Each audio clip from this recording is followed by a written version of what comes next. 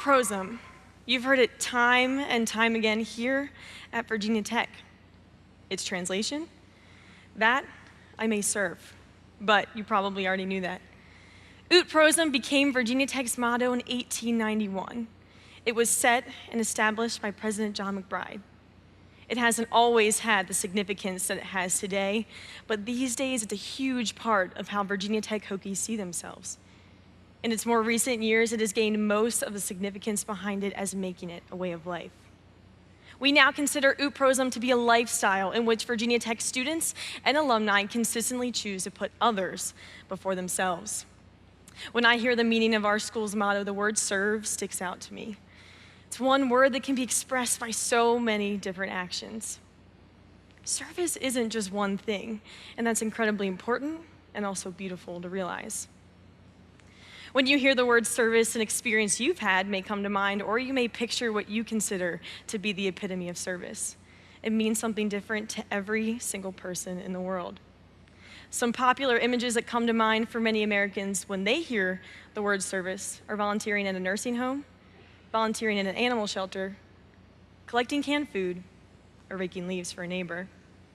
At Virginia Tech, service looks like something big, like the big event or Relay for Life, or it looks like the small things, like holding doors open, smiling at strangers, and Hokies respect. Service isn't just one thing.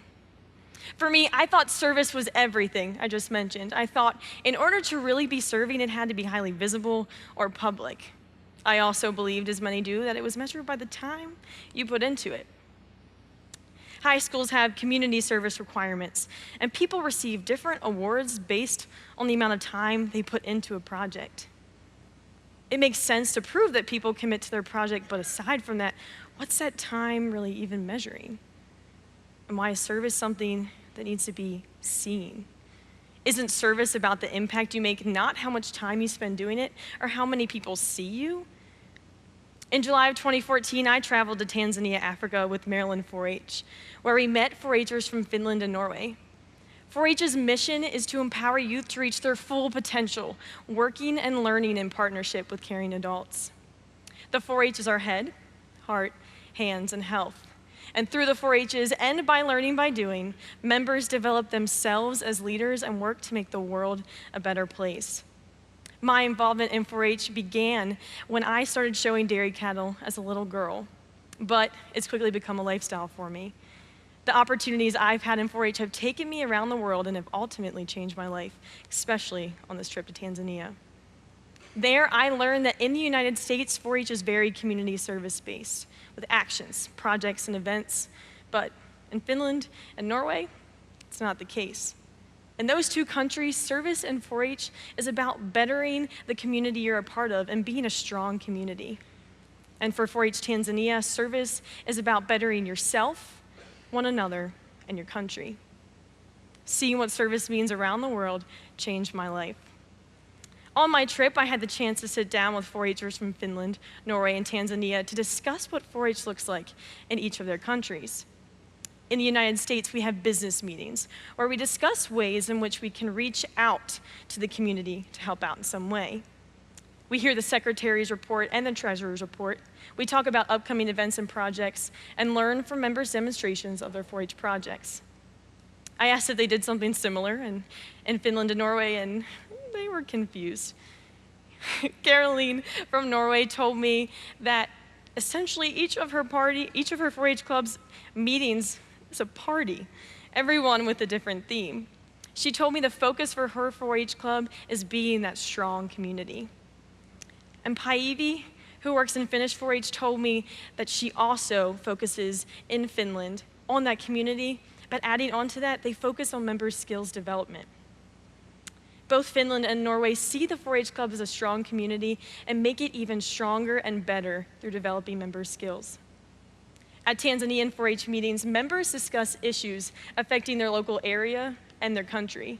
For example, these could be things in agriculture like pesticide usage, or they could be health topics like HIV prevention. They gather information on these topics and come up with posters that they'll later present at 4-H meetings to local officials.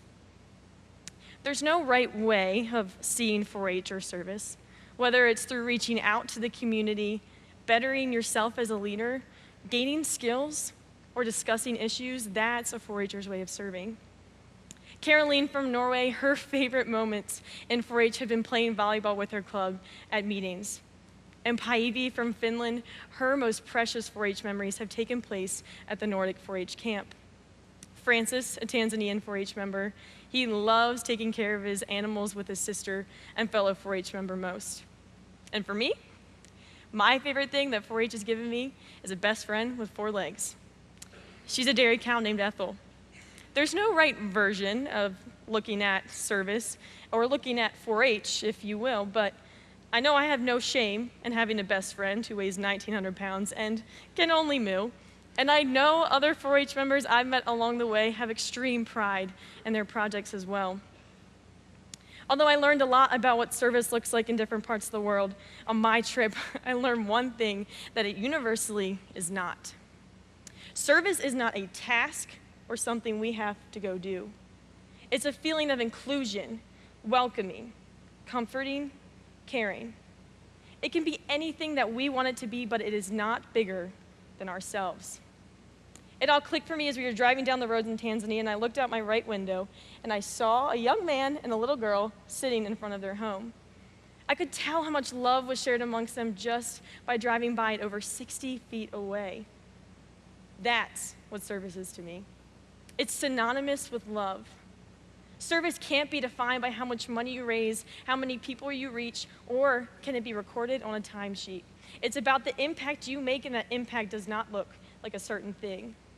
That impact could be being a good friend, treating people with respect, or the relationship that you have with someone, but it is not limited to those examples.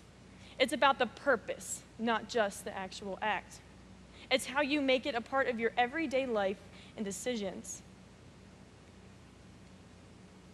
So, although I learned a lot about what service is, one conclusion I came to is that service can't be defined by anything but what you make of it. It's only defined by you and what you make of it, not by what the rest of the world sees. My favorite way of serving is sitting there listening to friends, whether they're having the best or the worst day of their life. I just love listening to them and being present because that's my favorite way of serving. Think about service you've done in the past. Was it measured by how many people you reached or how much money you raised? Do you feel confident in the impact you made? Consider how you can make service your own in your everyday life and decisions, because it can be anything that you want it to be. I encourage you to see service somewhere you haven't before, because it can be anywhere you look for it. That's what Uprosum is. A Hoki's way of serving every single day, and oddly enough, I had to go to the other side of the world to realize it. I serve by making people smile, appreciating life in every way that I can, and by loving others. How do you serve? Thank you.